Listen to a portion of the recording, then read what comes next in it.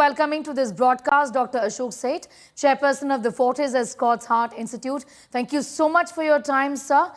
I want to begin by asking you, what do you make of these, these things that are being said 3 years after the vaccine was first rolled out, actually, that heart attacks in a particular district in Karnataka could be linked to the vaccine. The government today has said this is misinformation. I state very clearly that vaccines did not cause heart attacks at all. And we have evidence, huge amounts of evidence. I'm glad that ICMR has done study to dispel this misinformation and myth in India. But there's studies from all across the world. And this myth and disinformation should be dispelled completely. We are alive and safe in a 1.4 billion population because we had vaccines available to us in India and readily available to us. If you notice the deaths which have occurred from COVID across the world, we were a small proportion of that because we were saved. I can also guide people that it is COVID which has caused heart attacks. COVID was not just a lung disease. I had stated it many times. It's a heart disease. 20% of those who had COVID died from heart attacks and cardiovascular disease symptoms, including clots in the lungs, clots in the arteries of the heart, arrhythmias, and weakening of heart muscles. 50% of those who had severe COVID died because of heart problems. And finally, I would also say, enough population-based studies show us that people who had COVID continued to have a risk of heart attack for up to 3 years and maybe 4 years later. So if we talk about sudden deaths which are happening around us, believe you me, these have been happening even prior to COVID. Yes. It is just more noticeable because of the social media. It is just more noticeable because we want to point fingers at certain aspects. But these are heart attacks and these are lifestyle-related heart attacks. And some of the younger ones and extremely young children who died are more related to genetic disorders. You know, Dr. Coronary artery disease and heart attacks Yes. are increasing in India. And it's totally a lifestyle disorder. And we should not correlate it to COVID vaccine, though we can correlate to the COVID disease because the side effects of COVID can continue up to 3 years and 4 years in increased risk of heart attack. You know, Dr. Seth, I kind of, appreciate the fact that you mentioned that. And it's so important to point out that right now it's easy to, make these videos of people dropping dead. It's become easier. Maybe something that we weren't doing last 3 or 4 or 5 years ago. And that's the reason why it seems to us that heart attacks are increasing. But have you seen otherwise? That younger people are now coming in with, heart attacks and heart ailments. People below the age of 40. In the COVID times, we saw a lot more, I would say. And that was because COVID really did cause heart attacks. COVID did cause heart disease. COVID caused arrhythmias. COVID caused LV dysfunction. That's why, if you remember, everybody who had COVID, we used to tell them, please do not exercise vigorously after your recovery from COVID. Please take it easy for a few months. There was a 300% increase in heart attacks at the COVID time over the next 1 year, 300% increase, and that increase has continued. So certainly, we see a gradual increase over the last 10 years of heart attacks in young people. I wouldn't say that we saw it happen rapidly over the last 1 or 2 years, but during COVID times we did, and that was COVID itself. Because if I may call it long COVID in that sense, that it's lingering on, what would you say people should do right now? Oh, very clearly. This is a lifestyle-related disorders. Even just by a routine blood test, checking our diabetes, making sure we haven't got sugar, cholesterol, and high blood pressure, and making sure that we exercise and follow good dietary as well as lifestyle habits can decrease the risk of our heart attack by 25% on its own. We don't need any medication to decrease risk of heart attacks on ourselves. So my advice to public is prevent heart attacks. It's in your hands, it's in your feet, and you're able to just do it by simple routine examination and by doing regular exercise of 200 minutes, 200 minutes a week, which is 5 times 40 minutes. You're decreasing your risk of heart attack hugely. Exercise decreases your cholesterol, decreases your sugar, decreases diabetes, gets you less, decreases your weight, decreases your high blood pressure. Give up smoking and feel positive. and you decrease your chances of having a heart attack by 25%. It's in your hands. That's what I'd say. You know, preventive healthcare, how important is it today, Dr. Ashok Seth? When does one start? One, getting a health checkup on a yearly basis when one turns 25 or 30 or 35? It's a very What's your good advice? question, and I have my advice very clear to the public.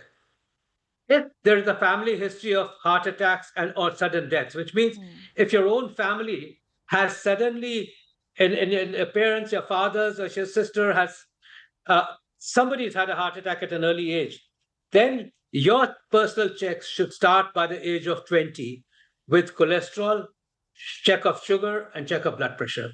If the cholesterol turn out to be normal, then it's every 5 years from there on.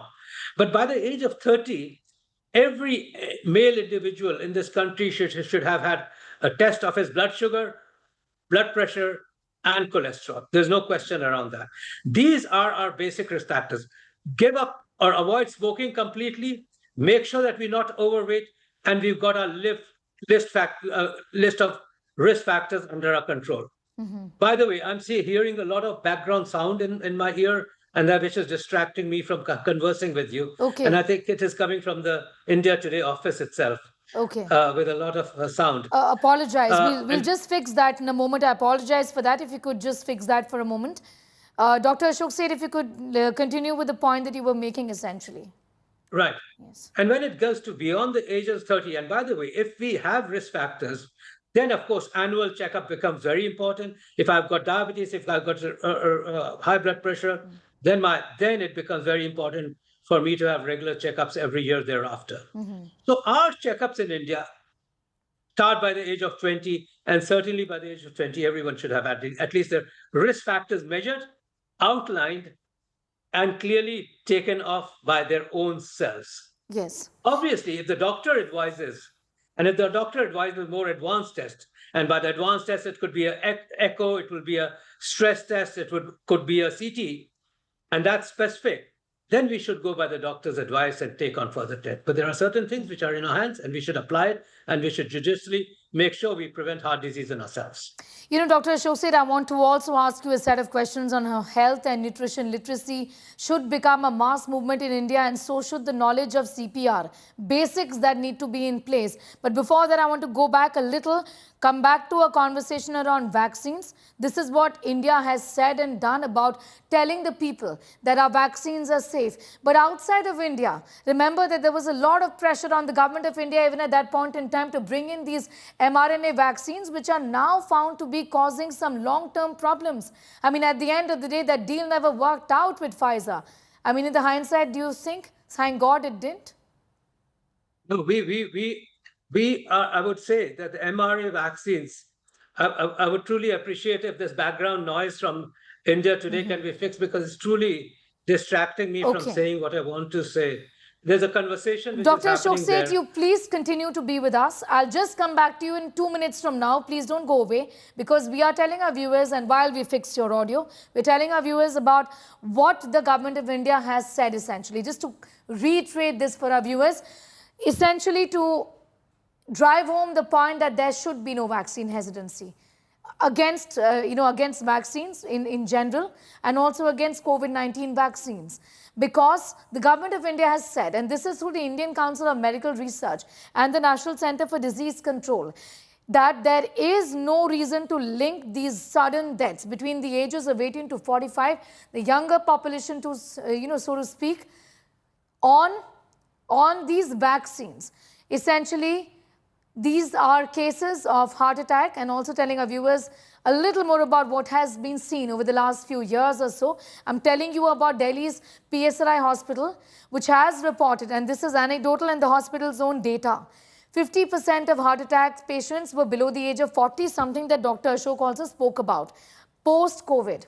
Also, this is another set of data that is coming in from a hospital in Bengaluru, which shows 31% of heart attack and angioplasty procedures were done in men around the age of 40 or under. This is also another study that was done by a hospital in Bengaluru. Essentially, 300% increase is what Dr. Ashok Seth pointed at, that there was an increase in heart ailments in younger people who had severe COVID. Post-COVID thrombosis and COVID thrombosis.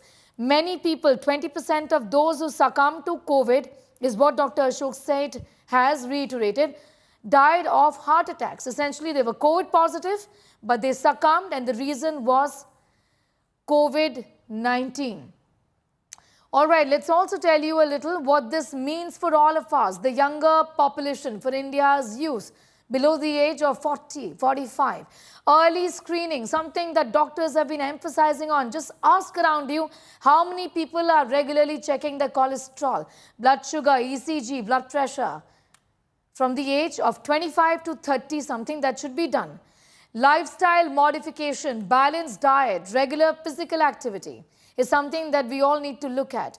Reduce our smoking, processed foods, proper sleep, stress management, importantly, I believe, a silent killer.